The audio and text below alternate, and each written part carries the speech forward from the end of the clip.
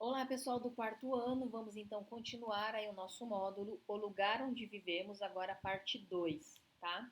Então vamos lá. Nós falamos da zona rural do município, agora nós vamos focar a zona urbana do município, né? Como vimos então a paisagem das cidades, ela é muito diferente das paisagens, né, do campo, né? Aqui a gente consegue verificar uma quantidade maior de pessoas, a presença de prédios, a presença de veículos. Então, nas paisagens urbanas, geralmente vemos trânsito intenso de veículos e de pedestres, ok? Além disso, nós temos aqui, ó, que nas paisagens urbanas há muitas construções, ruas e avenidas. Então, a gente tem prédios, nós temos casas, edifícios mais baixos, né? Edificações mais baixas, presenças de avenidas, certo? E de ruas, né? Avenidas são ruas maiores, tá? Avenidas seriam mais ou menos isso, tá? Bom, aí nós temos aqui na continuação que a paisagem, né, da zona urbana geralmente modifica-se de forma bem rápida. Isso vai ocorrer por algumas razões. Entre elas, a gente pode mencionar crescimento da população, construção de novos edifícios, viadutos, ciclovias e passarelas de pedestres.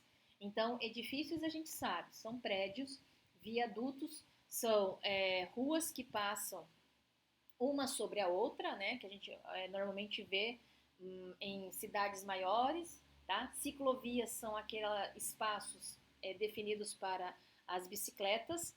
Passarelas são estruturas montadas para que as pessoas possam passar uma avenida grande por cima, sem ter que atravessar ali brigando com os carros, né? E correndo o risco de serem atropelados.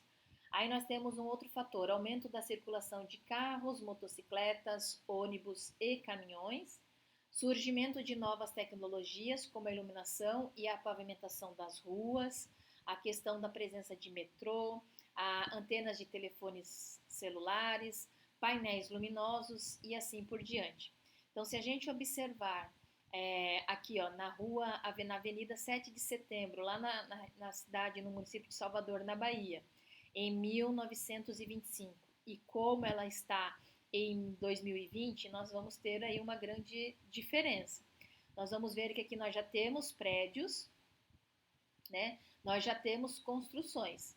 Só que a gente consegue ver que agora tem uma concentração maior de pessoas e maior presença de veículos, né?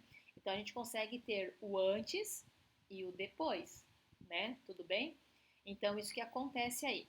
Bom, nós temos aqui, ó, que tanto a população nas cidades como as do campo faz uso dos serviços públicos aí para o fornecimento de água tratada, luz elétrica, coleta de lixo, transporte, saúde e educação. Então, são serviços que tanto a gente vai ter no meio rural quanto no meio urbano. É claro que no meio urbano é mais estruturado, no meio rural ainda não é tão estruturado, por exemplo, não é tão fácil o acesso à educação. Né? Às vezes, existem aquelas escolas rurais e que algumas crianças levam um tempo maior para se deslocar, né, da fazenda para a escola, porque a distância é um pouquinho grande. Então, olha lá, serviços públicos que nós acabamos de mencionar, o que, que seria? Serviços fornecidos pelo governo e mantidos com o dinheiro dos impostos pagos pela população. Resumindo, quem banca é o povo, quem gerencia, né, quem oferta é o governo, tá?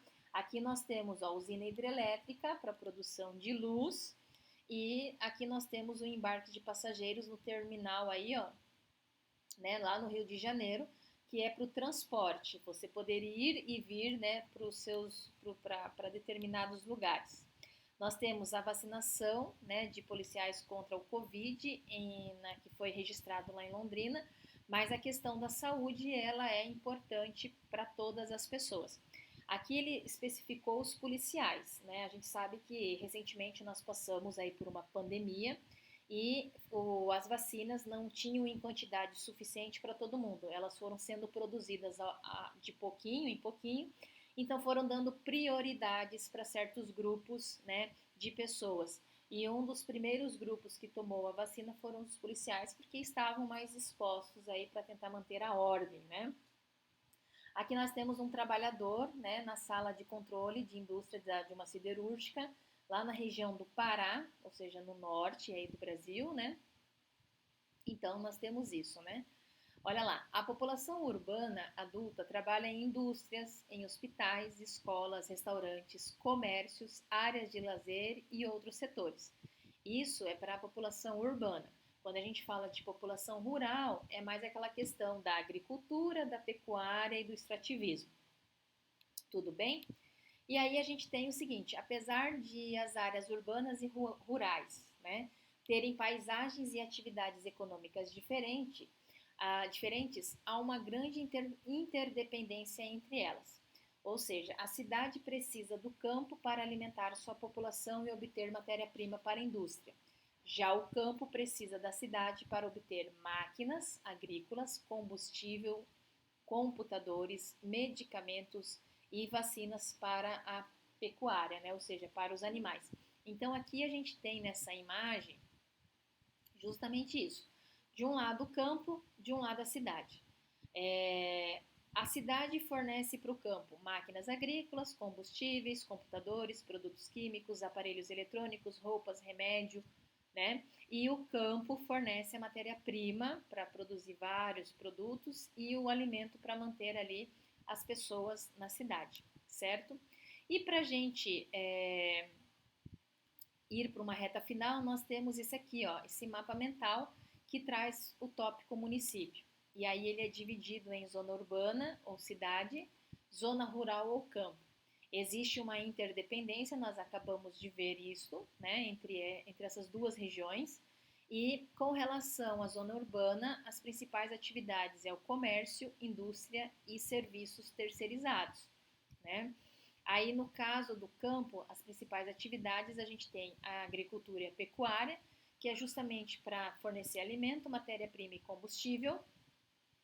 E no caso do extrativismo, a gente tem o extrativismo vegetal, mineral e o animal. Ok? Então, o que eu queria falar com vocês era isto e eu aguardo vocês numa próxima oportunidade. Tchau, tchau!